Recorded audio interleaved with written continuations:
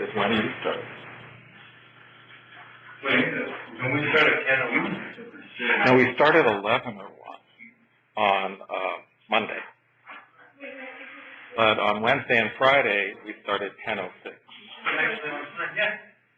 Yeah, you're actually on time.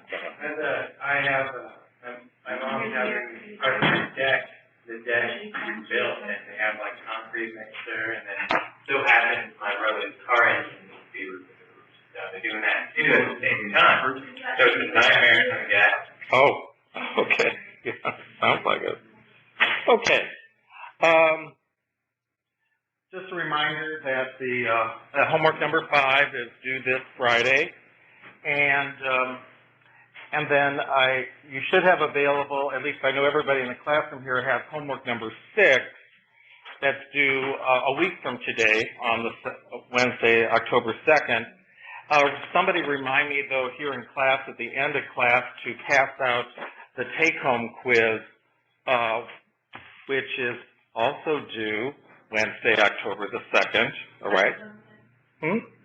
That is next Wednesday, a week from today, yes. Absolutely, right, because that's when the test is. The test is Wednesday. No. That originally on the calendar, the test was on a Friday, but now it's on a Wednesday. Are all of them going to be like that? Probably, yes.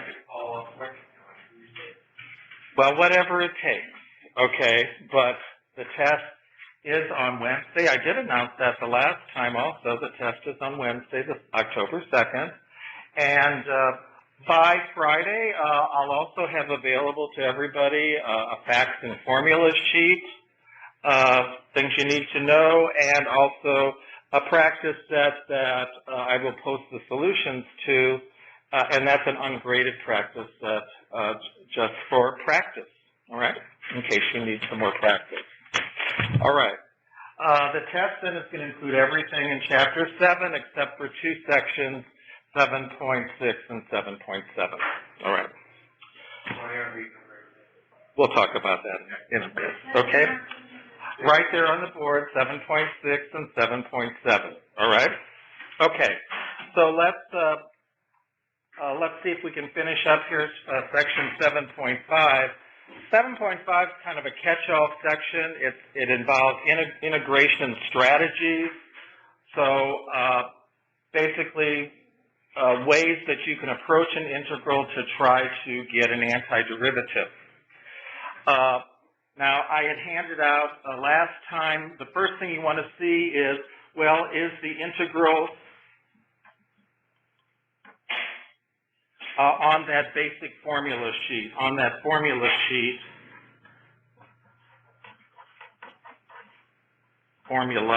sheet, that I passed out the last time.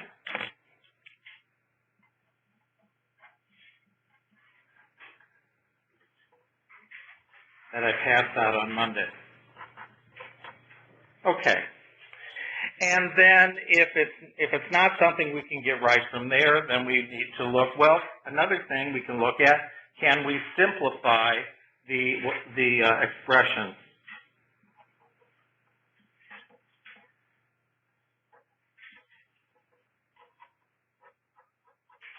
And say with trigonometric functions, sometimes simplifying can mean just getting it all in terms of sine and cosine. Sometimes that is a helpful simplification.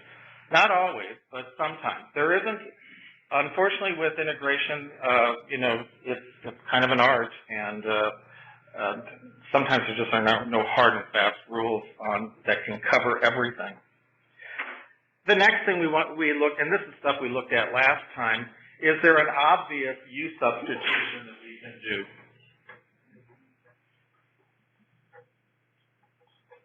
An obvious U substitution. Okay. And then we started looking at classifying what type of function we have in the integral.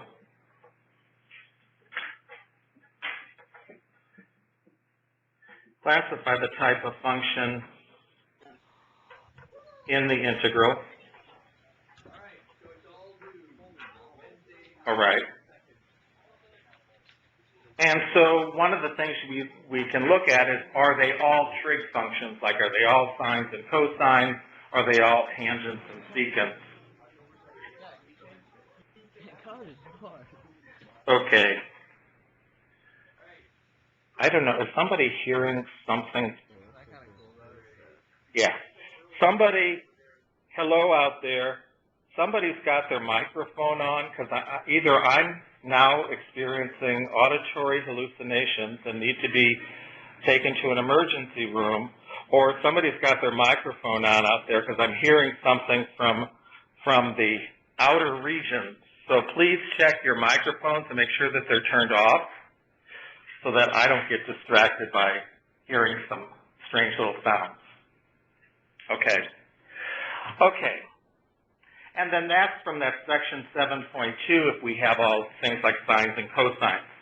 And then what we were looking at then when we stopped the last time, are they what are called rational functions?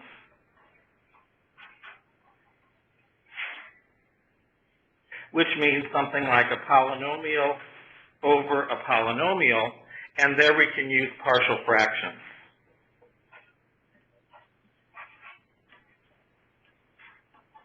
Okay, and that's where we had stopped with an example. So let me go from there with that example we were looking at. And here it is the integral of x minus 4 over x times x squared plus 2 dx. All right. Now with partial fractions, so this is what we call a rational function. So let's look at x minus 4 over x times x squared plus 2. This quadratic factor can't be factored any further. So it is basically an unfactorable.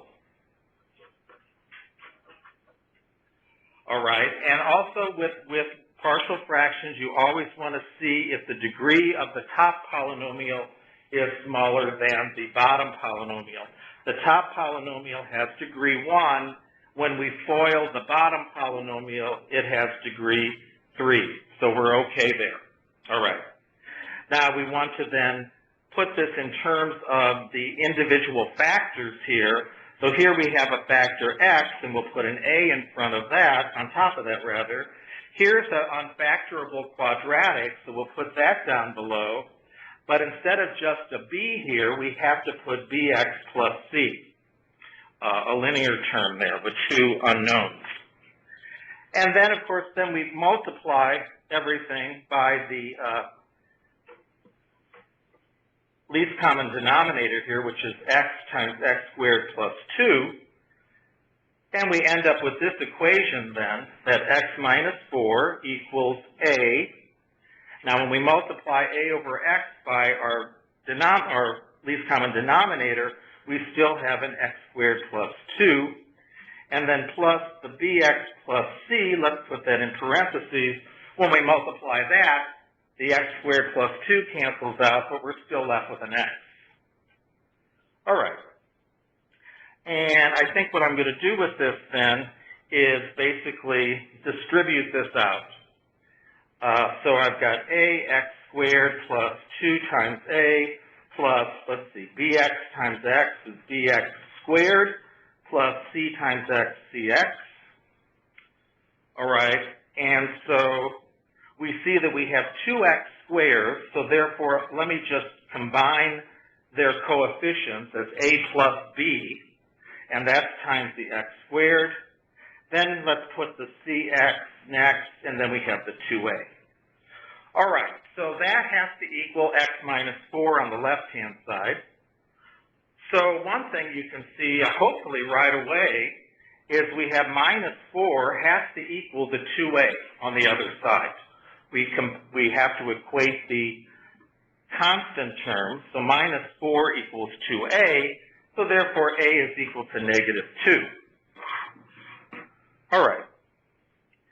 And a plus b, that's with the x squared term. Well, we don't have an x squared term on the other side, so 0 has to equal, a plus b has to equal 0. So we already know that a is negative 2, so b therefore has to equal positive 2. So we've got b. And then we also still have to get c, but we only have one x term here and one x term there, which has a coefficient of 1, so therefore c has to equal 1. So we've got them all solved for. So therefore our integral here of x minus 4 over x times x squared plus 2 is going to break down into what? Let's see, minus 2 over the x plus, let's see, b is 2, 2x, c is 1, all over x squared plus 2, like that. All right. Okay, the first term is, wait a minute, I got a question here. Okay, I assume your question is, do you use to, are you able, the question here is, do we get the table of basic integration formulas for the test? And no, you're not going to have that in front of you for the test. And I'm not going to change at the last minute on that one. So you're not going to have that formula. So therefore you need to either know those integrals or know how to derive them. Okay? All right. So let's go back here. So the first term is easy, minus 2 over x. That's going to be, when we do, let me do this. Sorry about that. So that's going to be minus 2 times the ln of x, ln of absolute value of x. Okay, what about that second term, though? What do we need to do with that? A u substitution, and what are you going to set as u then?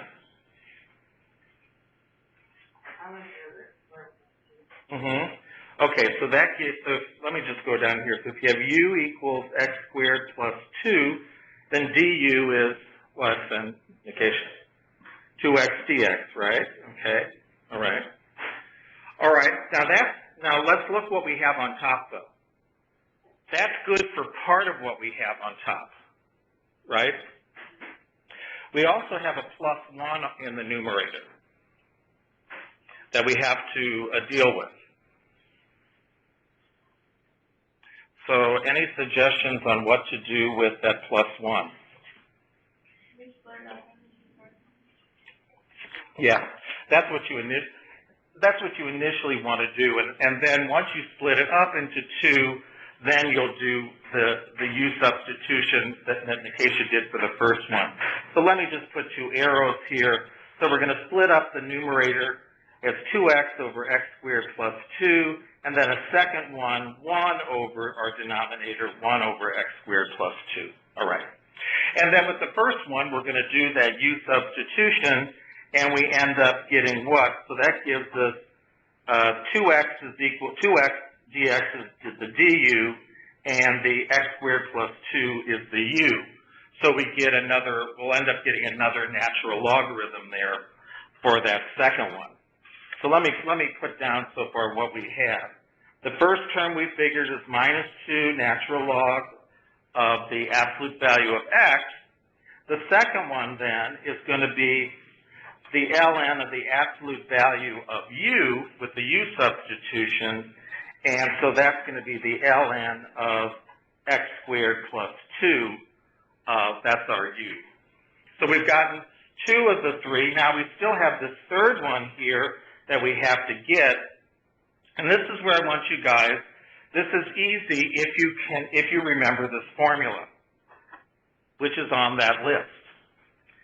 Dx over x squared plus a squared with a plus there is equal to 1 over a tan inverse of x over a. All right. So with this one, we have a plus 2. That's our a squared. So therefore a is going to be the square root of 2. All right? And then all we do is use that formula to fill in the blanks here. So it's 1 over a, well that'll be 1 over the square root of 2 times the tan inverse of x over a, but that'll be x over the square root of 2. And then we have our plus c, and we're finished. So by just having that in your toolbox, that last term became very quick, or relatively quick, to do. Any question on this example here? That's the key thing about that last one, is to separate it off in the numerator into 2 parts and handle each part. All right. Okay, the next one I want to do, let's see what I've got here. I want to do one more that involves, it involves a rational function. So here is the integral of x plus 6 over x squared plus 8x plus 52 dx. All right. Now, you look at this thing down here, and you're going to be hard-pressed to factor it. And the thing is, let's see, a is equal to 1, that's the x squared term, b is equal to 8, that's the x coefficient, and c is equal to 52, that's the constant there. If b squared minus 4ac is less than 0, we can't factor it. Okay, so b squared is 64, so 8 squared minus 4 times 1 times 52, well, that's going to be 64 minus, what, 208? Well, that's less than 0, okay? So therefore, because of that, we know we cannot factor this. So if we can't factor this thing, and that's all we have in the denominator, partial fractions is going to do us nothing. Because partial fractions is all about being able to, what happened here with this thing? What is going on here? Okay. Partial fractions is all about being able to factor the denominator and get your individual terms on the right-hand side from factoring the denominator. We can't do that here. So there is something we can do. Do you get what I'm saying? That you can't factor, so you can't use the partial fractions? Okay. So therefore, what can we do? Yeah. No, long division won't do us anything here. We only want to do the long division, Jenna, if the degree of the top polynomial is bigger than the bottom polynomial. See, in this case, the top polynomial has degree 1. It's just an x plus 6.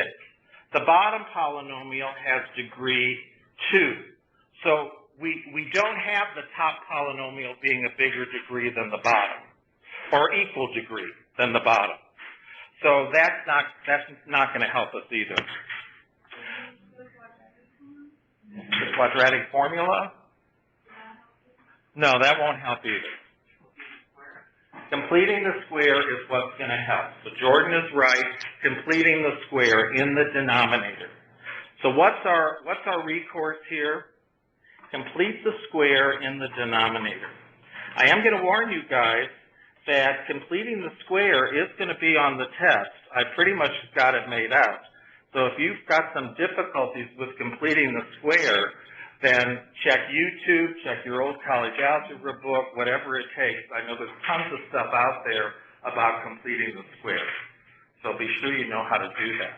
Or you can come to me and I can go through a couple of examples with you. But we complete the square in the denominator.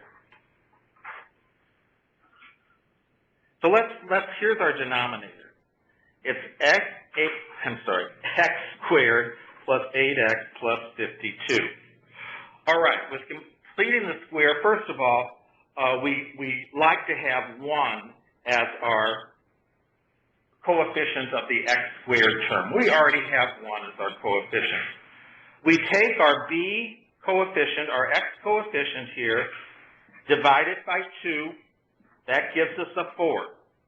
And then we square that result. So 4 squared is equal to 16.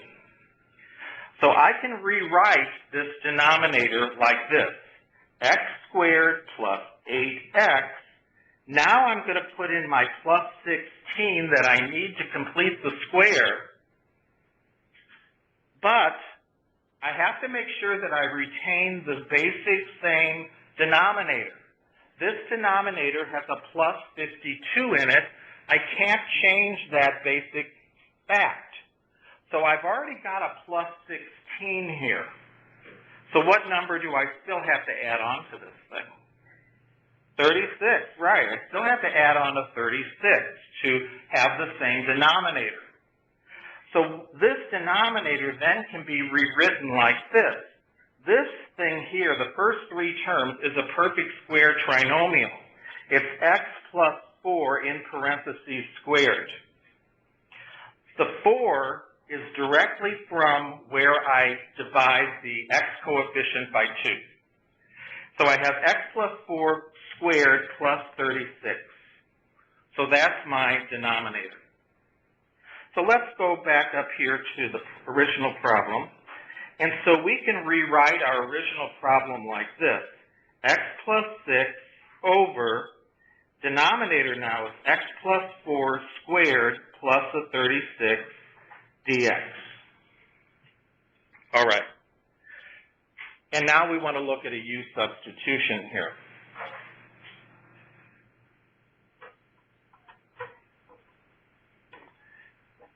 What I hope is an obvious choice for you. Yeah, x plus 4 is the choice for you. What we got when we did that completing the square. So let u equal the x plus 4. Then we can just get our du. Our du is going to equal dx. Now, everything's got to be replaced here. Notice up here in the numerator, we have an x plus 6. Now, I've got to get that in terms of u also. Everything's got to turn into u. So here I've got that u is equal to x plus 4. So if I isolate my x and subtract 4 from both sides, I have that x can be replaced by u minus 4. okay? Just subtracting 4 from both sides. So now let me rewrite my original integral here with strictly u's. Okay, my numerator then is x plus 6. X is u minus 4. I'm replacing that. Then I still have to keep my plus 6. My denominator is going to be u squared plus 36. My dx just is equal to du. All right. And of course then, in the numerator, we're going to want to combine the minus 4 and the 6 together into a single number. So this is going to be u, plus 2 over u squared plus 36 du. Okay. And then, Jenna, what are we going to do with this thing? You told us 10 minutes ago the type of thing we want to do with this. Split it up. Right, exactly. Split this thing up. We have 2 terms in the numerator. If we split it up into 2 fractions, we'll be able to work with this thing. Does everybody see that? Split it up into 2. So my first one is u over u squared plus 36 plus, and my second one, the second term in the numerator, 2 over u squared plus 36. All right. Now, what kind of thing can I do over here to the one that's on the left? In order to, do a u, let's call it w because we already have u. Let's w, and what would w equal then? Denominator. Right, u squared, the denominator, u squared plus 36. All right, so we get dw from this. dw is going to be, that's going to be 2u, 36 goes to 0, 2u times du. And so the u, this is a u du, by the way, so therefore let me multiply by 1/2, and I get that 1/2 dw is equal to my u du. Okay. So this first one then becomes 1/2 dw, and then I just have, because dw is u du, and then in the denominator I have just plain old w. Okay? So we know how to get the antiderivative of that. That's going to be 1/2 natural log of the absolute value of w.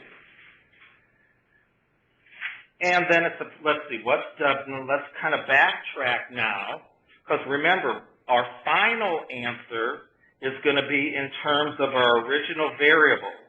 Final answer in terms of x, what we started with.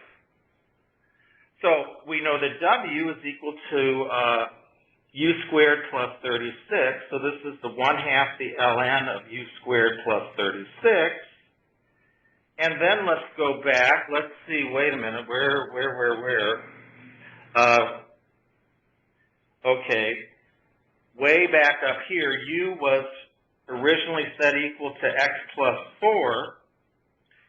So this then is going to be 1/2 ln of, instead of u squared, I'm going to write x plus 4 squared plus 36. So now we have it in terms of x, which is what we want. And then if you FOIL this thing out, it's going to be your original denominator. 1/2 ln of, let's see, what was our original denominator? Here it is, x squared plus 8x plus 52. Now, I'm okay if you just leave it like the second to the last. That's fine with me. I do want your answer, though, in terms of the original variable. So that's the whole process we did to get the first one, the first antiderivative. But then we have the second part where we have 2 over u squared plus 36. And our good old friend, the formula dx over x squared plus a squared equaling 1 over a tan inverse of x over a is going to save the day for that one. All right? Here, this is our a squared, it's 36. So therefore, a is equal to 6.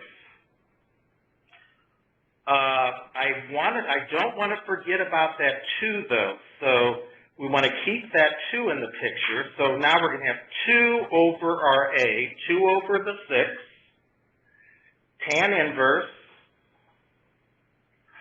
and we're working in terms of U now, U over 6, U over A, right?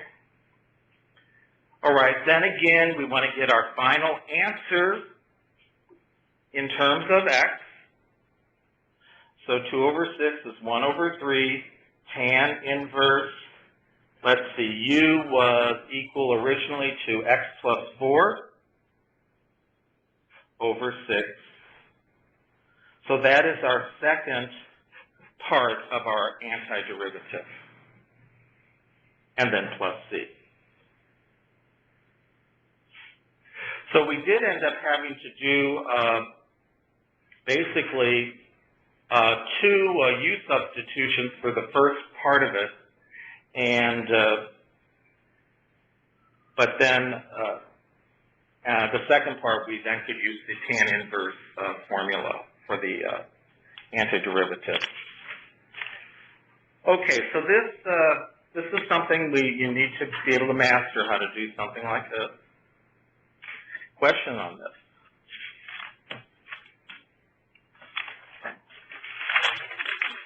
All right. So we've looked a lot at rational functions here. So going down our list of possibilities then, going back to, where's that original sheet here? This original sheet, okay, so we looked at, are they rational functions, polynomials over polynomials, and then, so let's say so far none of these apply. Then we want to check, well, is it a product of a polynomial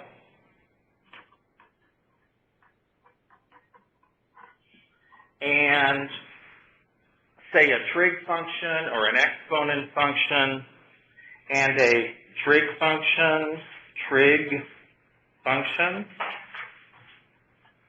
Let me get that up there so you guys can read it.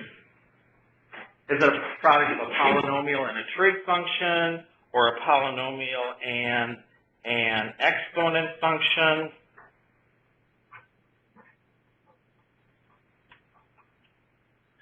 Or a polynomial and a log function?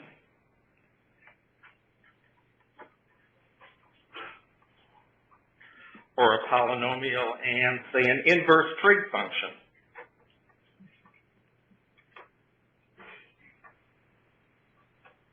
If we have this kind of combination, then we can usually use integration by parts. And that's our other big tool,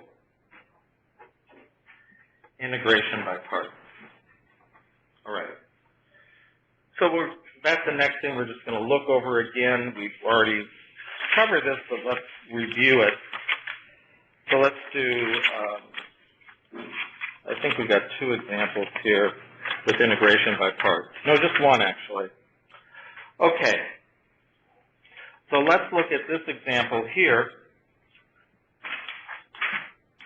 Let's say we have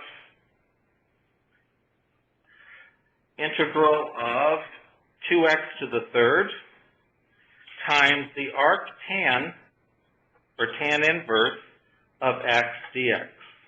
All right.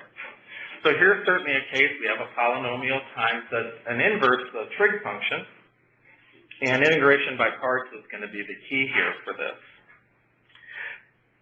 Now, remember, with integration by parts, this is our formula. The integral of u dv is equal to u times v minus the integral of v du.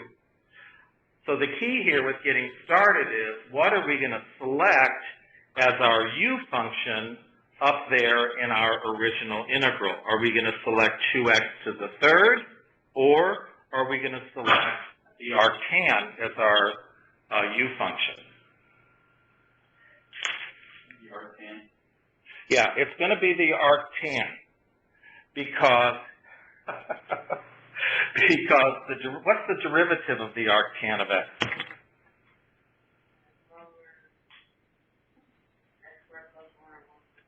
Yeah.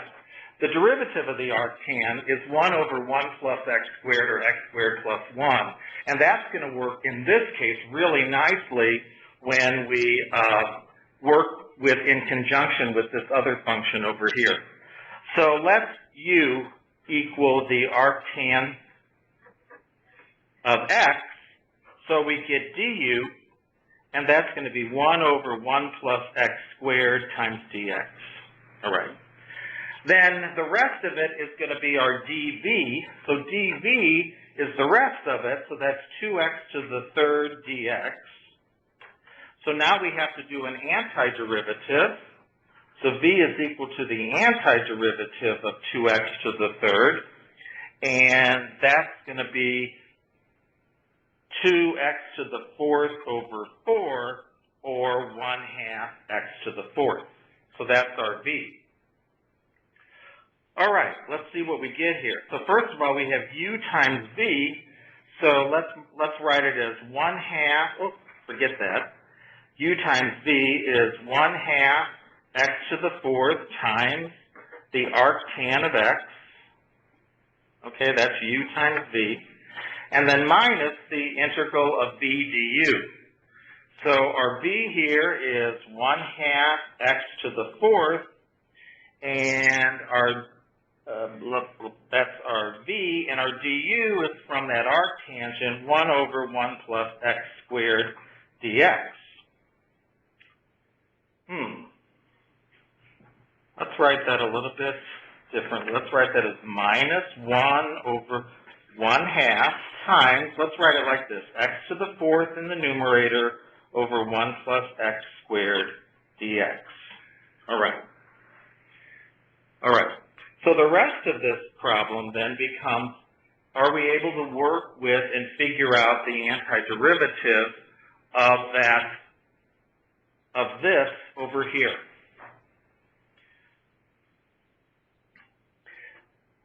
Now, the degree of the top is how much is what, Jenna? I'm sorry, Cassandra. Gosh darn, did I call you Jenna previously too? Darn it. Yes. What's the degree of the top, Cassandra? 4. What's the degree of the bottom? Okay. So the degree of the top is bigger than the degree of the bottom. So maybe, and we can't, maybe we can do long division here and see if this is going to help us out, okay? So let's do the long division. So we have, let's write it as x squared plus 1 dividing into x to the fourth, all right? All right, so we have to divide the x squared into the x to the fourth, and that divides as x squared. And then we multiply. So x squared times x squared, that gets us back to the x to the fourth. And then x squared times 1 is x squared. All right? And then we have to subtract. So so this will become a minus. This becomes a minus. That's where errors can happen with this, is if you don't subtract. So that comes out to 0. This is 0 minus x squared, so that comes out as minus x squared. And now we can still divide one more time, because x squared will divide into negative x squared, right? And what do we get? A negative 1 when we divide x squared into minus x squared. And then we multiply one more time. So minus 1 times x squared is a minus x squared. Minus 1 times 1 is a negative 1. All right. And then we subtract again. So what I always do with my algebra classes, I tell them to change the signs of those bottom parts and then combine the terms. The x squares, they cancel each other out. But subtracting here gives us a positive 1 as our remainder. So what this becomes then, from long division, is the quotient is x squared minus 1, but then we have a remainder of 1, and we put the remainder of 1 over what we're dividing by. So I put the 1 over the x squared plus 1. like that. So we now have something that we can integrate. So this thing here has now become, let's see, I don't want to forget the 1/2. So let me put the 1/2 there.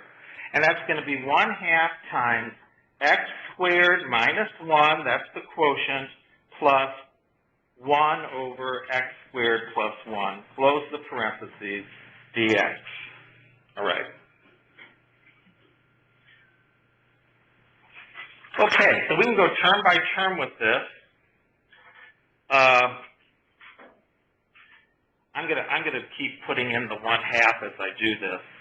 So x squared is going to be x to the 3 over 3, but I have a 1/2 that I'm going to multiply it by. Minus 1 is going to become minus x, but I also am going to be multiplying by 1/2, so I put that down there. And then, what formula am I going to use to get the antiderivative of 1 plus x squared, or x squared plus 1? The tan inverse, right? Yes. So this, 1 over x squared plus 1, here my a squared is equal to 1, so obviously my a is equal to 1. Let me not forget the 1/2. So it's 1 over a, which is just 1 over 1, times the tan inverse of x over a, which is x over 1. All right. So let's clean this thing up. I've got x to the 3 over 6 minus x over 2 plus 1/2 tan inverse of x. So that's my antiderivative that I got after I did the long division.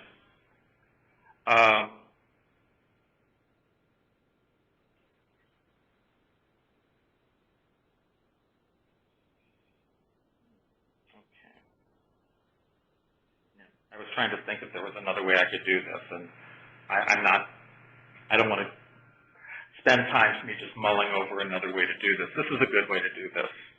Okay.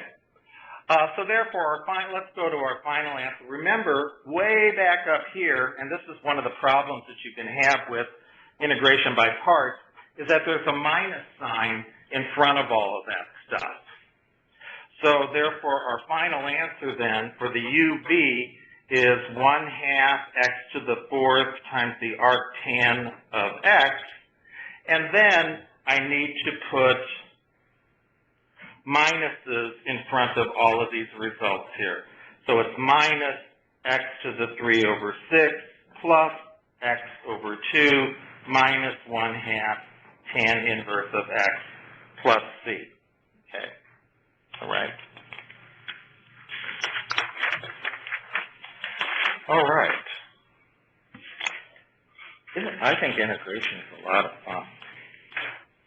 I myself have been inundated with integration as a result of teaching this lately, so I'm sure you guys probably feel a little inundated by it also.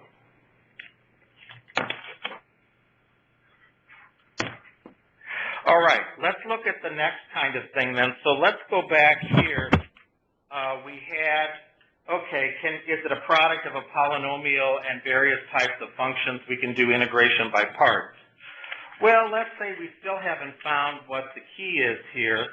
So another thing that we can look for here in looking at the function that we've got is this. Does it contain radicals? Specifically, if we have, say, the square root of x squared minus a squared, or the square root of x squared plus a squared, or the square root of a squared minus x squared, then we can use those trig substitutions from 7.3. Trig substitutions from, that was section 7.3. All right. Okay. So let's look at least one example. Let's look at two examples involving this.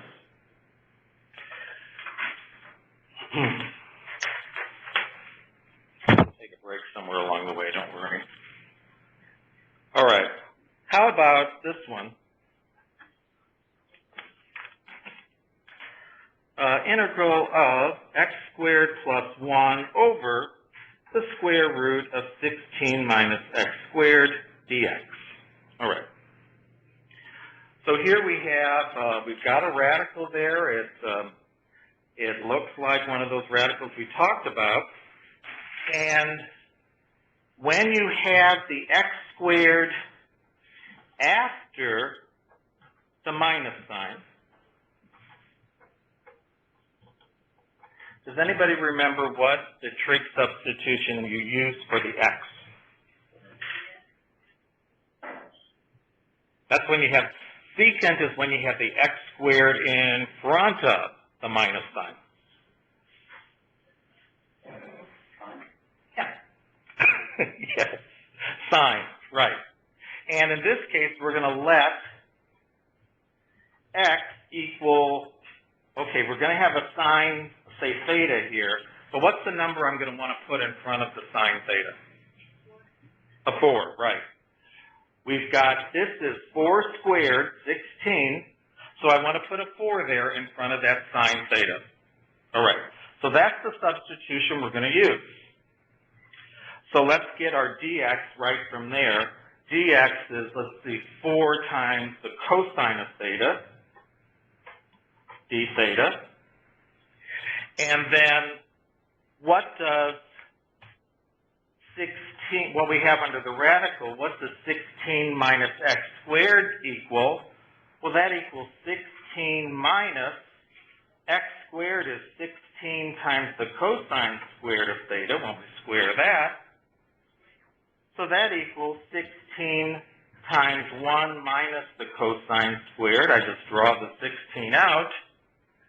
And what does 1 minus the cosine squared equal? It equals the sine squared. So what we have under the radical here is 16 times the sine squared of theta, and we want to do the square root. Why did it become the cosine squared? I thought we put in sine for x. Oh, why did I write that? You know what? I was just looking. Thank you, Cassandra.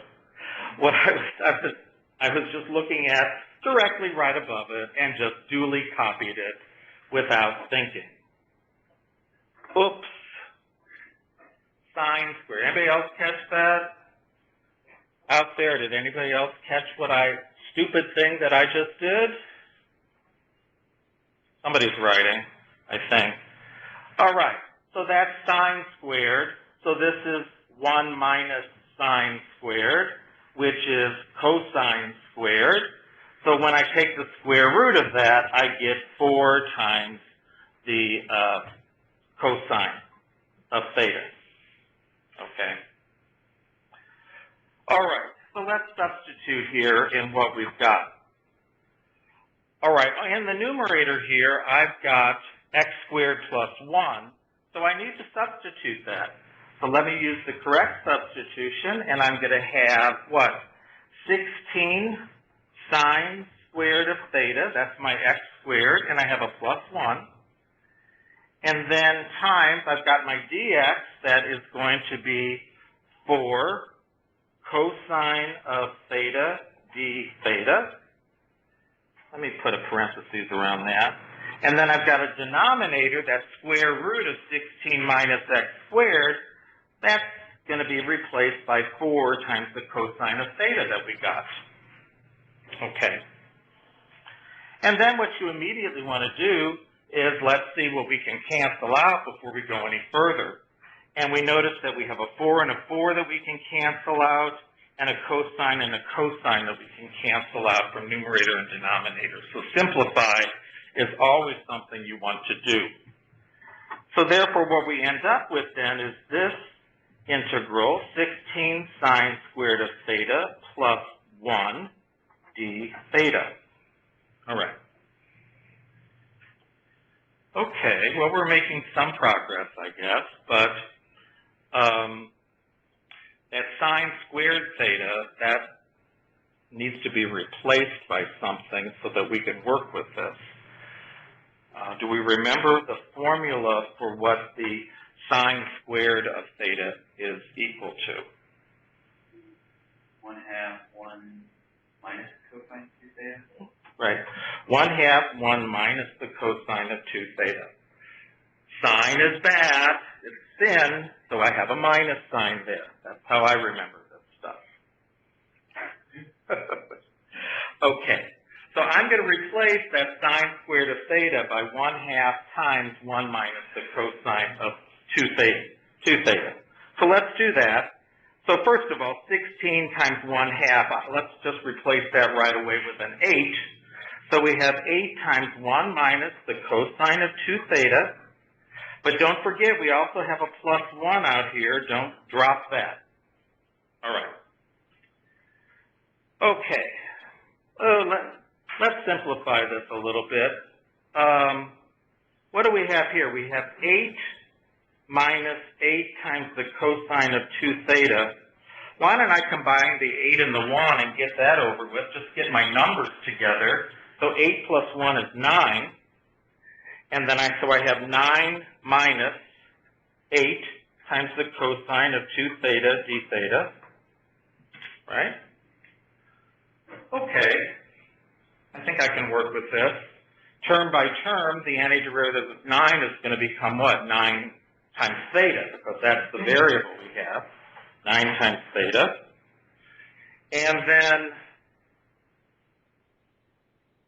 without having to do a big formal u substitution, what's minus 8 cosine of 2 theta? What's its antiderivative? 4 sine theta. And let's see, is it going to be a positive sign or a negative sign? It'd be negative sign, right? Because we have a negative cosine. Derivative of the negative sign is the negative cosine. So we're going to have minus, and this is how you got it, minus 8 over the 2, and then times the sine of 2 theta. Okay. And of course, 8 over 2 is 4. Get familiar with this. I can't emphasize it enough. Just saves you some work, all right, just to get used to this. So this, and then that's plus c. So, okay, so we've gotten our we do have an antiderivative here. However, it's not in terms of x. So we always have to then get back in terms of x. So get it in terms of x. And here's where we draw the picture, the right triangle. Okay, let's go back. Originally, way at the start here, our substitution was x equals 4 times the, gosh, I'm even looking right at it. X equals 4 times the sine of theta. So therefore, dividing by 4, we have that the sine of theta is equal to x over 4. So let's draw in a theta angle right there on our right triangle, and its sine is the opposite over the hypotenuse. So the opposite is going to be marked as an x, the hypotenuse as the number 4. And then using the Pythagorean theorem, this other side is going to be 4 squared, or 16 minus the x squared. All right. Okay. So let's now go back here. So here's our antiderivative. 9 theta minus 4 sine of 2 theta. Ooh, I'm not quite ready yet, am I? Because notice what I have right here, though, still, is I've got the sine of 2 theta. My triangle's only in terms of an angle theta. So we have another trig identity for that I can replace the sine of 2 theta with. Yeah, 2 sin cos. 2 times the sine theta, cosine theta. All right. So let me rewrite this antiderivative again. 9 theta, now it's minus 4 times 2 minus 8 sine theta, cosine theta. All right. Plus c. And now I think I'm ready to get it back in terms of x. So the theta here, now sine of theta is equal to x over 4. So theta is the sine inverse of x over 4. So this is 9 times the sine inverse of x over 4. And then minus 8. And now I look at my diagram. The sine of theta, of course, is the x over 4. We already had that. But now from the diagram, we can get the cosine of theta, which is going to be this leg over the hypotenuse. So it's the square root of 16 minus x squared over my hypotenuse.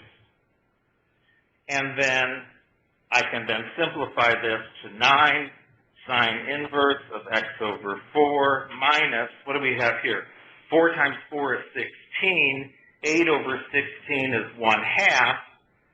X times the square root of 16 minus x squared. Okay. So, looks like it takes a lot of work. Actually, once you do a few of these in homework, hopefully this process becomes a little bit faster. Why don't we take a 5-minute break and resume after that.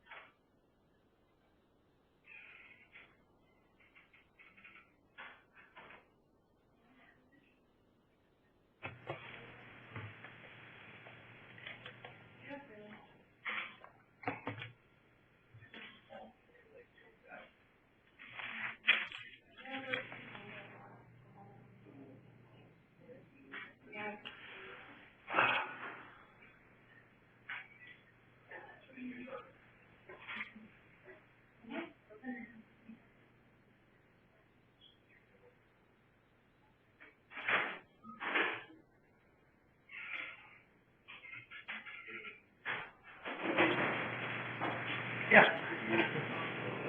How's the denominator 4 right there? So let's see. I had a 4 in the denominator here. I had 4 here. So this is 16 in the denominator. The 8 is in the numerator. 4 times 4 is 16. But 8 over 16 gives me a 2. Or you could do it another way. 4, yeah, 8 over 4 is 2, but then 2, then you still have 4 over here. 2 over 4 is 1 half. Yeah, right. Yeah, I got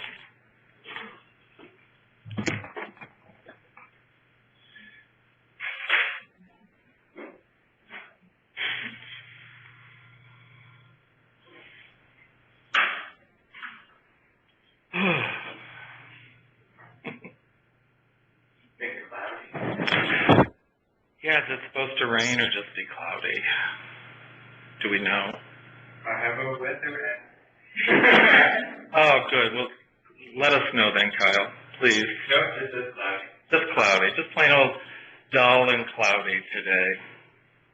Well, I think it's a great day to work on some calculus homework then. Don't you think? Better than a nice sunny day. So, That's true. but you know, of course, I know what your philosophy is, Kyle. Do that. So I predict. So therefore, what the test is on Wednesday. So Tuesday, 11, 12 at night, you're going to be. No, I would start somewhere around 5 a.m. Oh, 5. Okay, 5 p.m. on Tuesday. Yeah. Okay. All right. Well, that's a lot better. But I can't do that since there's homework, quiz, and the quiz and practice. Well, the practice that I'm not going to grade, but it's practice. So you don't turn it in, but you don't turn it in. No, but I did it last time. Yeah, it was a lot of it. Yeah. Thank you. Yeah. Yeah, that's what I've been doing last night. doing this facts and formula stuff and trying to figure out some practice questions for you guys and all that. So There's a lot of formulas. there is. Well, there's a lot of stuff to, yeah, there is. Can't get around that. But if you can see some general patterns, actually, some of that memorization can go away a little bit.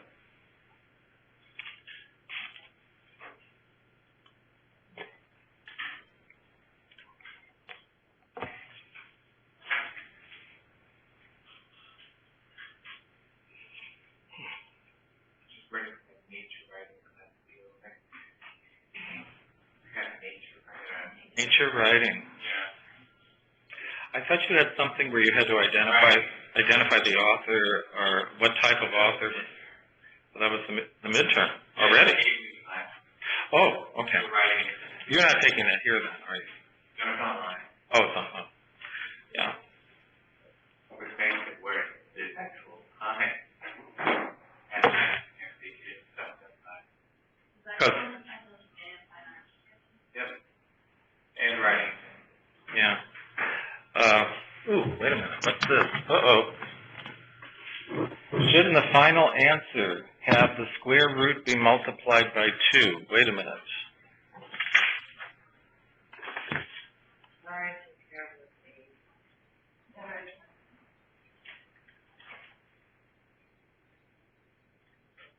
Okay.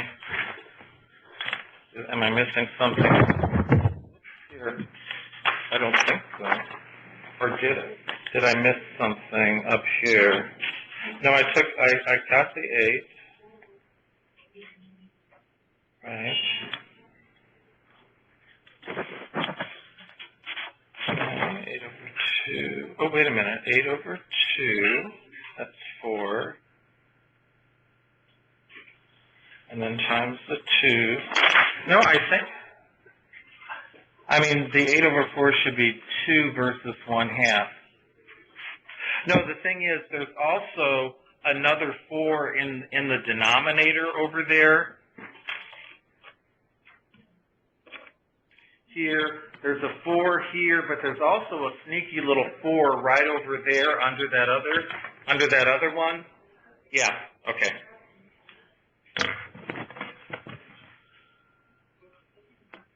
Okay. Just over there. They thought the 1/2 should be a 2 rather than a 1/2, but they just weren't seeing the other 4. Okay. All right, let's do another example here.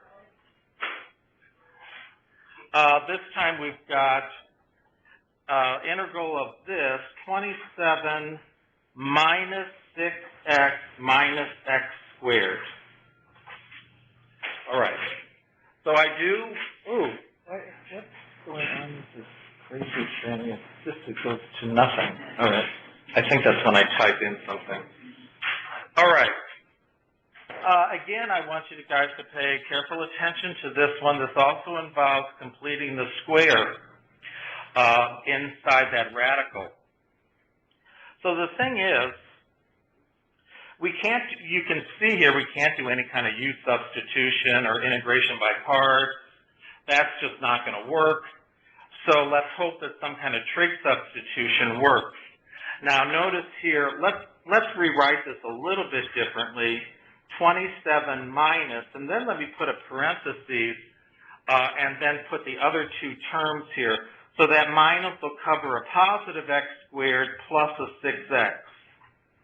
So I'm just rewriting it a little bit differently, where I'm including those 2 terms together in a parentheses. Now here is where you then need to say, well, wait a minute. I'd like to get this radical into something like the square root of a squared minus u squared. Notice we've got the number, a minus sign, and then we've got variables there. If I can get it into something like that, then I can use a trig substitution.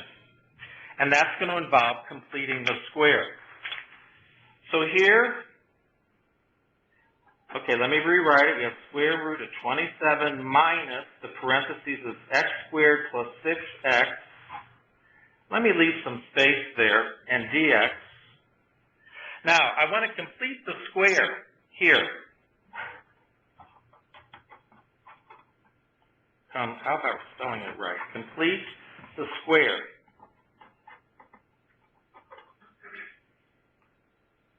When I start writing fast, then who knows what's going to come up. Okay, what's going to be the number that I'm going to have to tack on in that parentheses to complete the square? 9. You take the 6, divide it by 2, that gives you a 3. Square it, that gives you a 9. So I have to add a 9 there. But be careful. If I am putting that 9 in there, let's see, this is really, I've got a minus sign here. This is really a minus 9 that I am including now under the radical. I have to reverse that or else I change the problem. So I have to also, in this case, add a 9 in front. Otherwise, I've changed the problem. Does everybody see that? If I'm subtracting something, I better add it on somewhere else, otherwise it's a new problem. So this is what I now have. 27 plus 9, the radical radical 36 minus, and then this is now a perfect square of x plus 3 squared dx. It's the exact same problem. I haven't changed anything. I've only reformed it to work with it.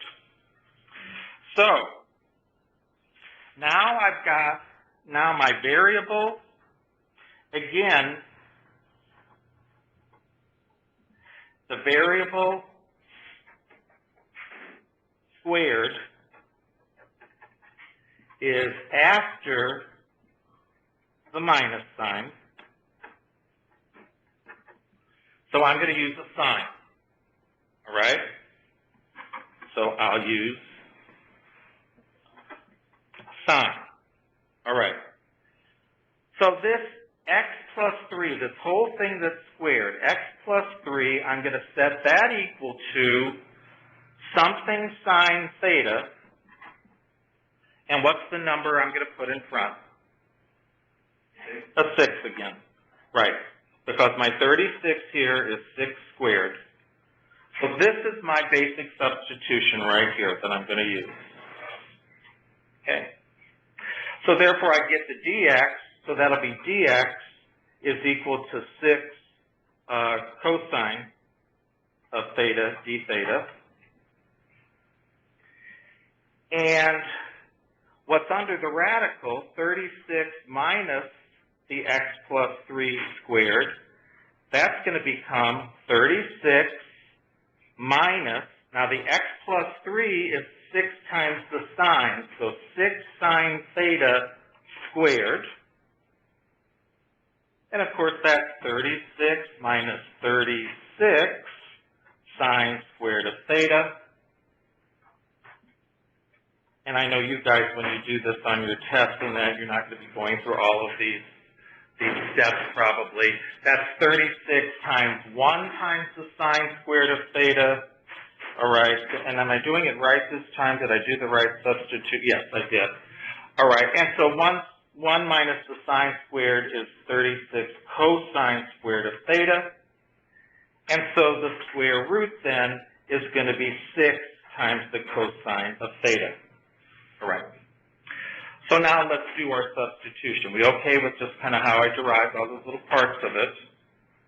So this thing now becomes integral of square, I don't even have, so this whole square root becomes 6 cosine of theta.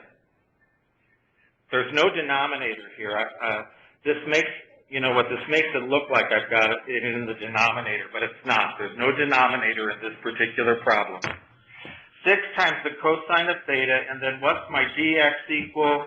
It's equal to 6 times the cosine of theta d theta. All right. Okay. So then what I then have then is 6 times 6 is 36 times the cosine squared of theta. All right.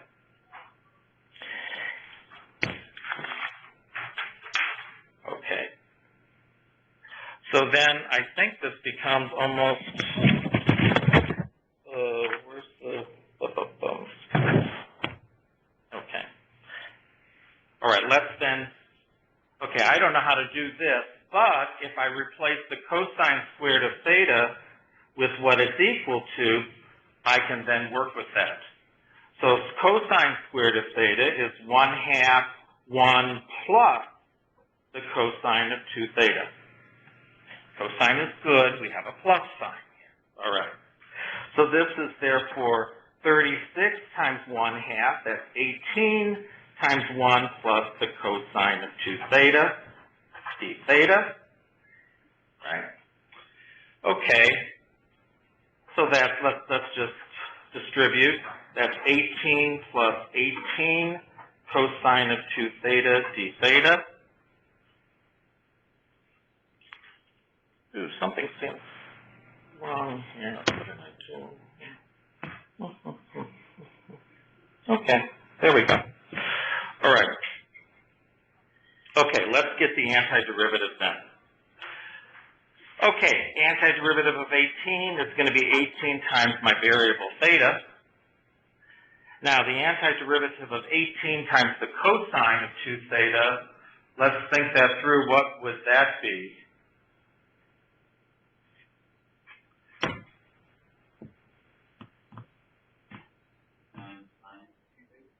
9 sine 2 theta, right. 18 over 2 divided by the 2, that gives us the 9.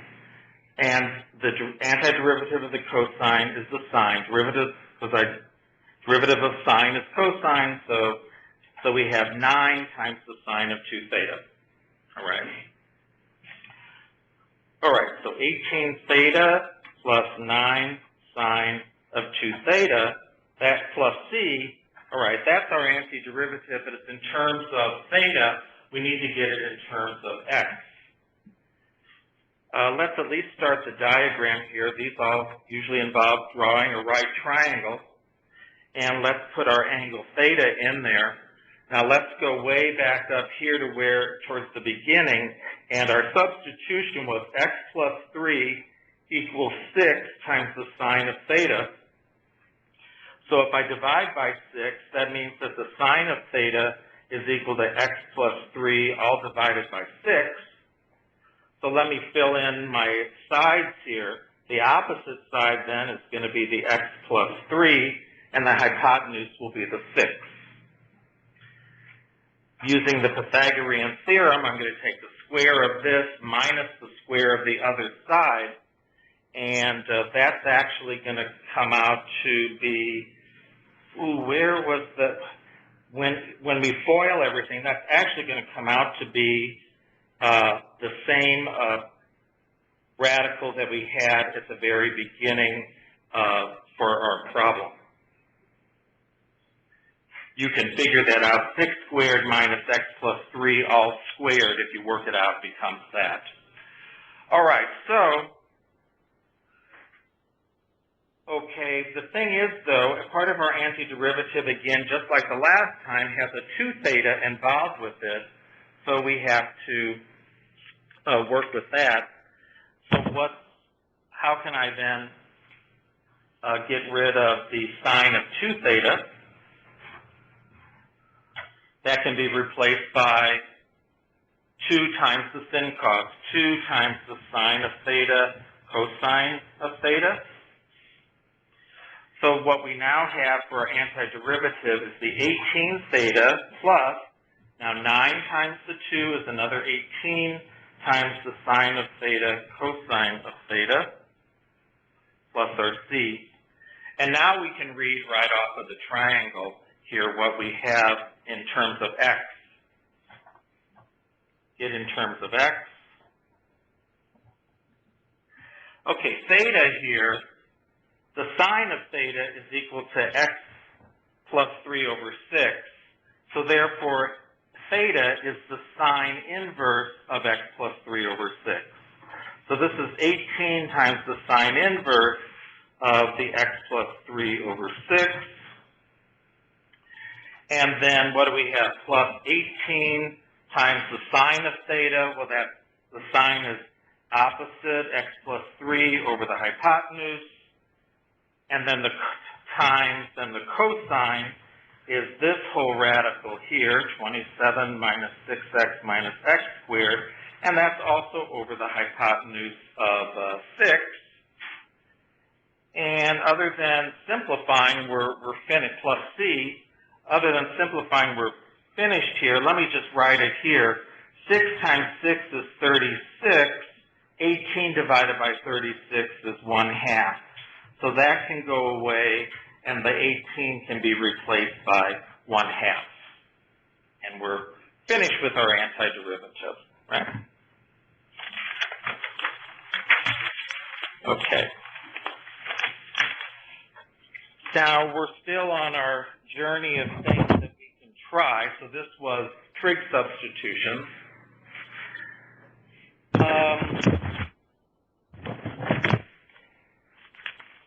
The other thing then is if we have other kinds of radicals. This was a very specific kind of radical that we had in our integral.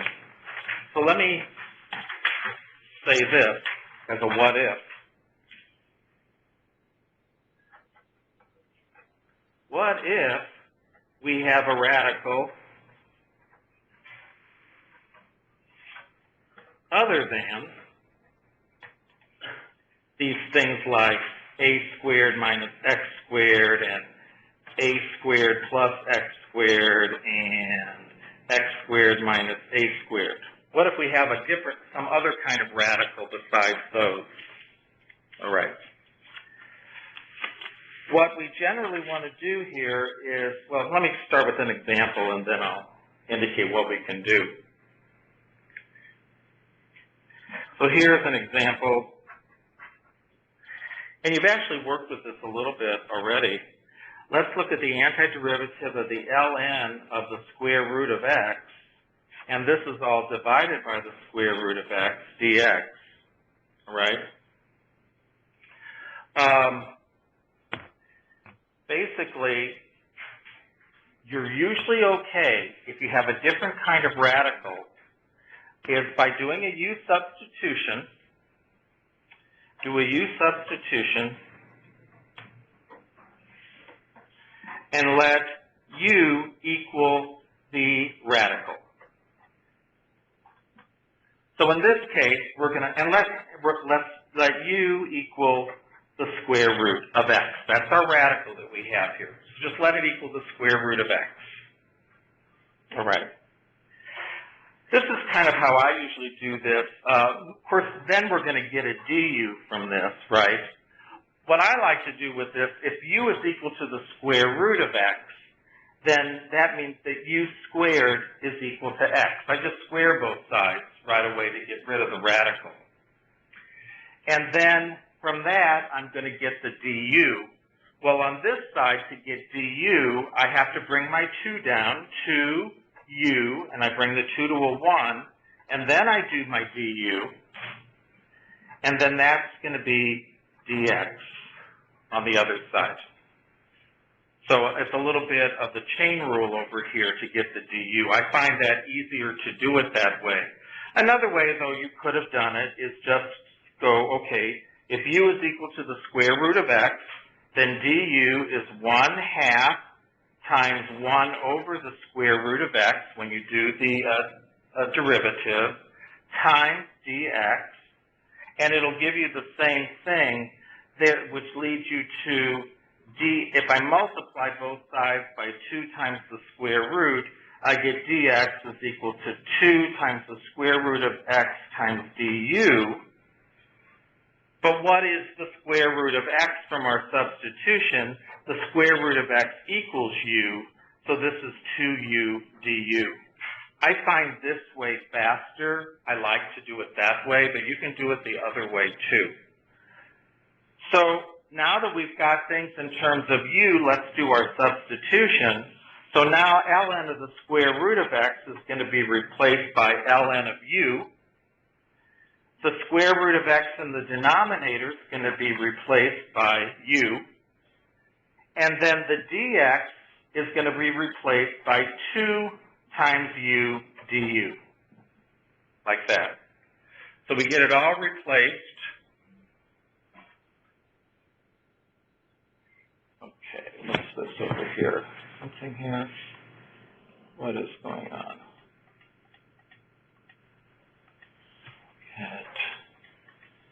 Okay.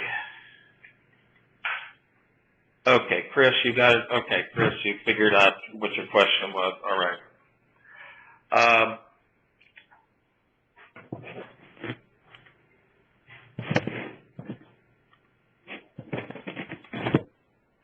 Okay. All right, then you want to cancel what you can cancel, right? So I have a u on top, u on the bottom that I can cancel. So I end up with an integral of 2 times the ln of u du. All right. All right. So that looks a little bit better than what I started with, but I still have to do a little bit of work in order to figure this out. So what technique would I use to try to figure out the antiderivative of the natural log? Remember, there's ultimately really only 2 big tools that we have available to us. There's some kind of clever, or maybe not so clever, substitution, and there's integration by parts. I mean, that's really, in the broad picture, that's it. So what would we do here?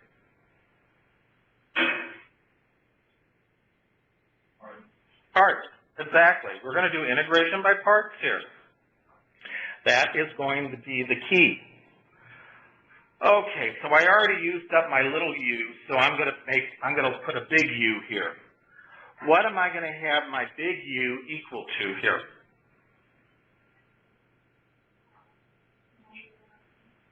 Yeah, the natural log of u. Because the nice thing about the natural log is when I get the derivative, I get a nice fraction. So therefore, d big U is 1 over u, du, small u. And that's nice, because that'll help us with integrating. All right, so therefore, if our big U is the ln of u, the d big V then is the rest of it, which is 2 times the du. So my V is going to be the antiderivative of 2 du, and that's going to equal 2u, right? 2 times our variable, which is u. All right, so let's see what this gives us here with this integration by parts. So we have the integral ln, 2 times the ln of u du is going to equal to, okay, our big U times our big V is what? ln of u times 2u. So that let's write it as 2u times the ln of u. I guess I should put, well, that's all right. And then minus the integral of v du. All right. So that's going to be minus, what's our big V? Our big V is 2 times u. Our du is very nice. It's 1 over u du. All right. Okay. That looks good. So 2u times the natural log of u minus, and then always cancel out what we can. Well, how nice. We have a u on top that I can move to a 1, that I move to a 1. So all I have here is the antiderivative of 2 du. So that's going to be minus the 2 times the u, like that, plus our c. So we're almost finished. I do want you then to get back in terms of x.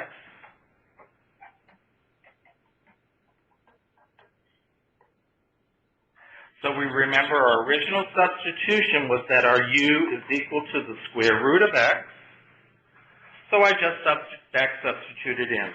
So I have 2 times the square root of x times the natural log of the square root of x minus 2 times the square root of x plus c. In fact, I think you had something very similar to this on homework, I believe. Yeah. All right. Okay.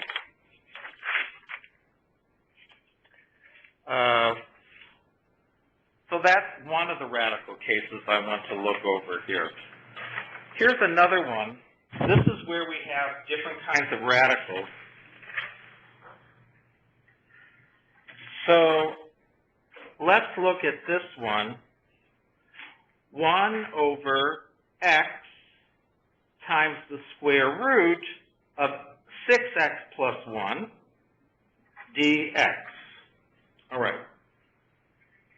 So this is another, again, this radical is, it's not the square root of x squared minus a squared, or a squared minus x squared, or a squared plus x squared. It's not any of those. So what you'll find is just let your u equal to the whole radical. Again, it's going to be a u substitution. Let u equal to that entire square root of 6x plus 1. All right. So I want to get du. The easier way that I have for getting it is to square both sides. So u squared is equal to then just 6x plus 1. And then you do the derivative, and you get 2u times du with the chain rule equals 6 times dx. All right. So this dx here, if I divide by 6, I get dx is equal to 2u du divided by 6, or 1/3 u du. All right. So I can replace that.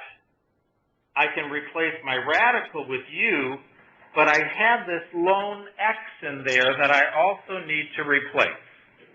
And that's where, in particular, that's where squaring this is helping me. If u squared is equal to 6x plus 1, let me then, I solve for x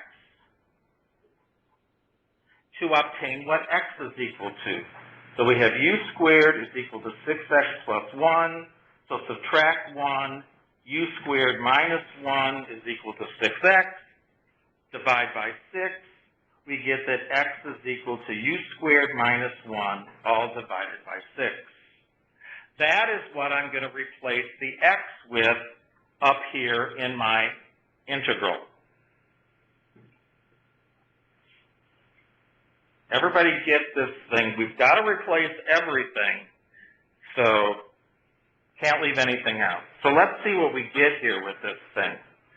Okay, my dx over here, I found out, is 1/3 u du, all right? And then I have 1 over, temporarily it's going to look kind of messy. My x here I'm replacing with u squared minus 1, and then that's divided by 6. And then my radical, 6x plus 1, that's going to be, that's my original u substitution. So that's my u. Okay, this looks messy, but it can be simplified, okay? First of all, I'm dividing by a fraction here in the denominator. Let me get this up here. This u squared minus 1 divided by 6, that's a fraction in my denominator. So when we divide by a fraction, we're really multiplying by the reciprocal. So this is equal to 6 over u squared minus 1, just multiplying by the reciprocal. And then I have a times 1/3 there. And then this u is in the numerator, that u is in the denominator. They're going to cancel out. And then I have my du left over. And then finally, I can divide the 6 by the 3, and I'm left with 2 over u squared minus 1 du. Not at all what you necessarily would think you'd come across. Look what we started with.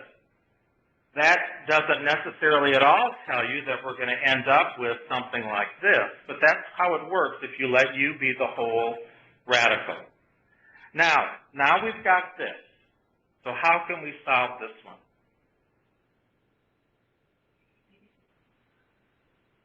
Well, you can do that, but that's not the way I'm going to do it, because you do have the variable squared in front of the minus sign. What else can we do? Can this be factored? Yeah. Difference of 2 squared? How can it be factored? Right. It's a difference of 2 squares. It can be factored. So I'm going to approach this a different way. Although I think with the secant you'll get there, but I think this is a little bit easier to see if it can be factored. So I'm going to do partial fractions with this. All right? So I'm going to have 2 over the u squared minus 1. It's going to be equal to some number a over my first factor plus some number b over my second factor. All right? And we can get it done pretty quickly, I hope. So when we multiply then both sides by the u plus 1 and u minus 1, we now just have a plain old 2 on the left side. And then the u minus 1 is going to cancel out, but it's going to be multiplied by u plus 1. The b, the u plus 1 is going to get canceled out, and I'm left with the u minus 1. So this is my equation. So therefore, I've got 2 is equal to a times u. Well, actually, here, this can be done the easy way. Just scribble that out. What are some numbers that I can let u equal in order to solve for a and b? Negative 1 is one of them. Let u equal negative 1. Therefore, this will become 0. U plus 1 will be 0. So I'll have 2 equals b. Minus 1 is a negative 2. So therefore, b is equal to 2 over minus 2. b is minus 1. And then if I let u equal positive 1, I'll also cancel a term out. So I'll have 2 is equal to a. 1 plus 1 is 2. And then my second term will cancel to 0. So my a is 2 over 2, or 1.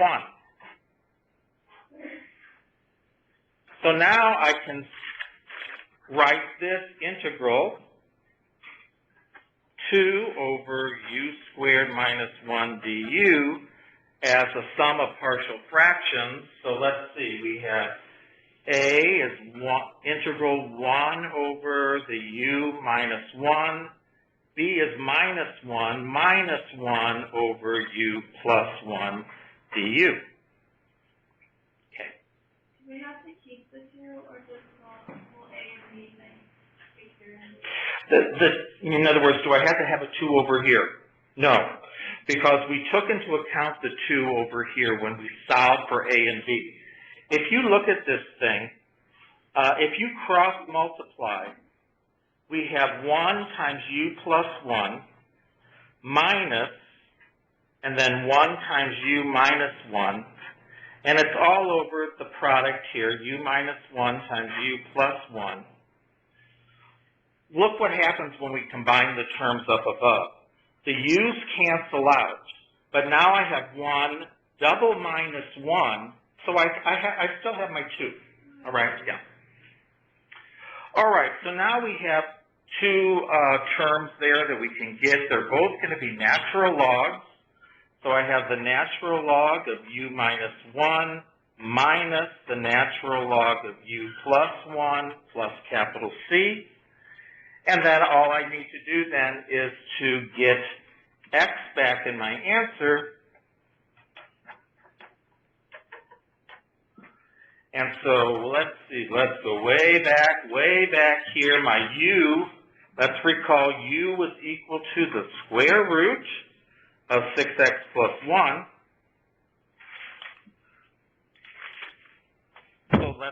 let's replace that then. So we have equals ln of what? Let's see, u minus 1. So u is going to be replaced by square root of 6x plus 1. And then outside the radical, I put a minus 1. And then minus ln u again, square root of 6x plus 1. And then outside the radical, the plus 1. And then my plus c. Okay, like that.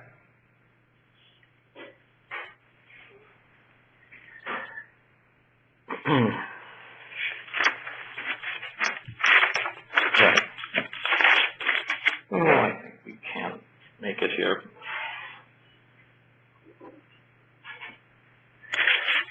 Now,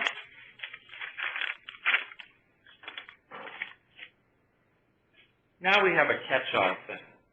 Okay, so let's say we've been looking at our integral, and let's look at an example here and see what we can do with this example. All right. Okay, so I've got this radical, and underneath this radical I've got this fraction expression, 1 minus x over 1 plus x. So it's all under the radical. And this is the case where basically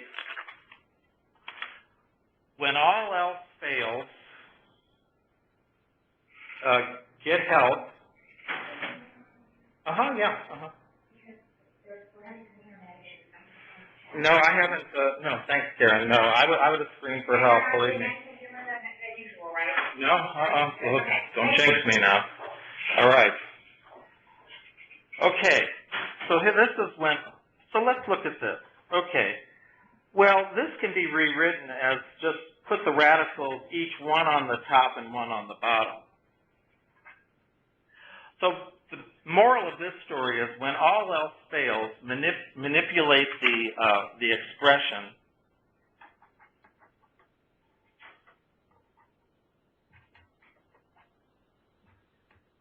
Try to manipulate the expression.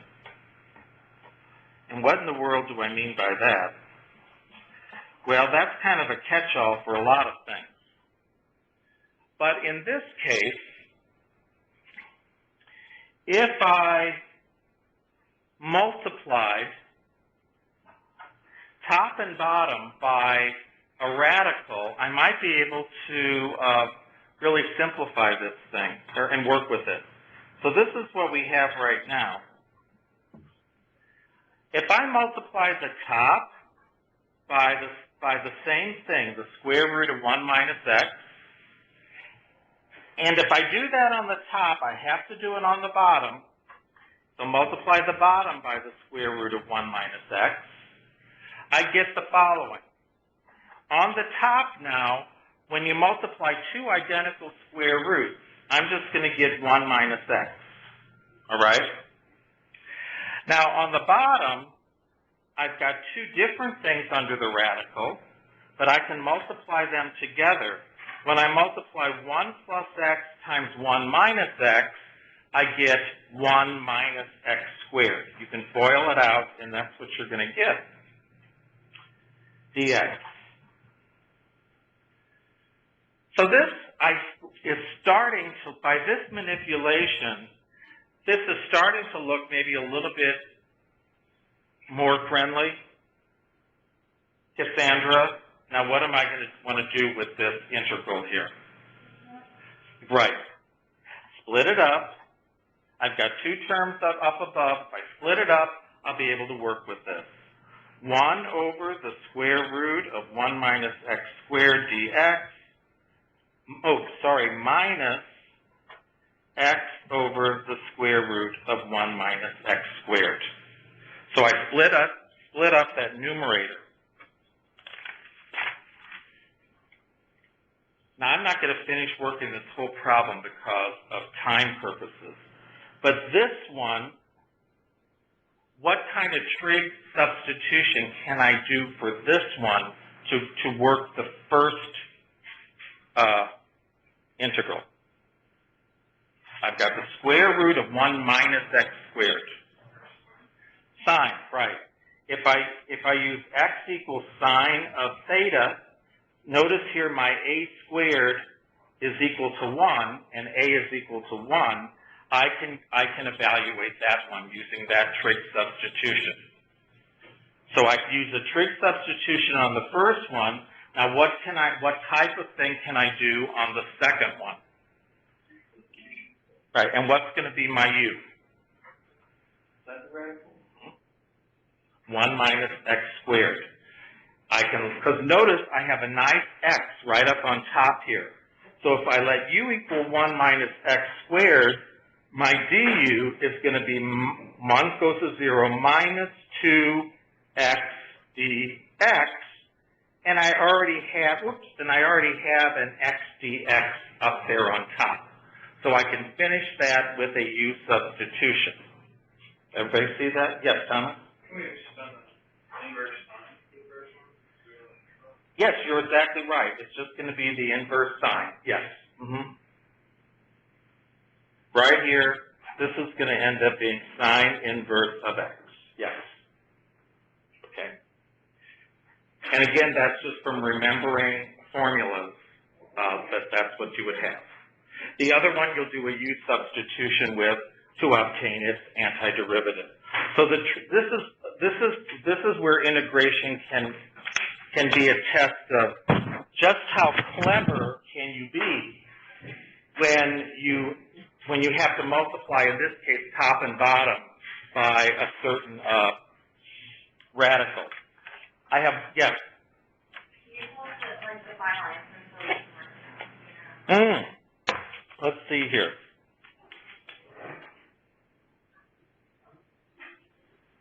It's going to be sine inverse of x.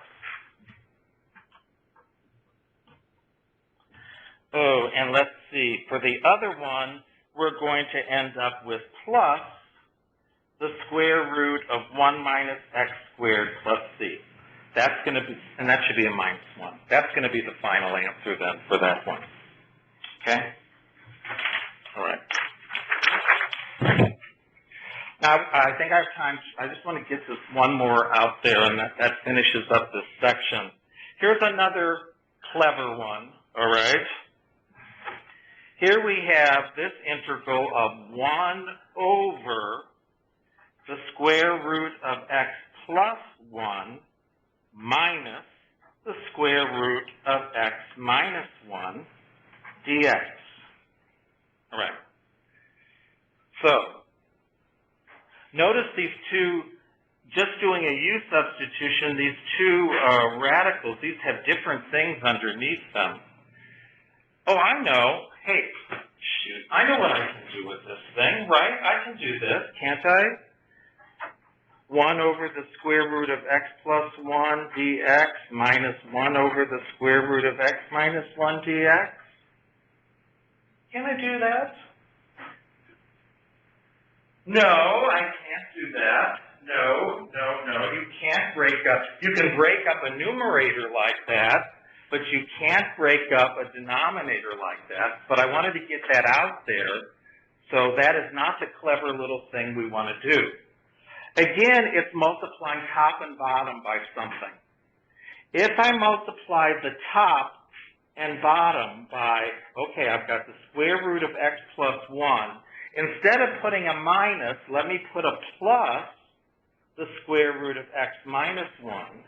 So I'm going to multiply the bottom part by that, and I have to do the same with the top part, square root of x plus 1 plus the square root of x minus 1. This is actually called like a conjugate of what I started with.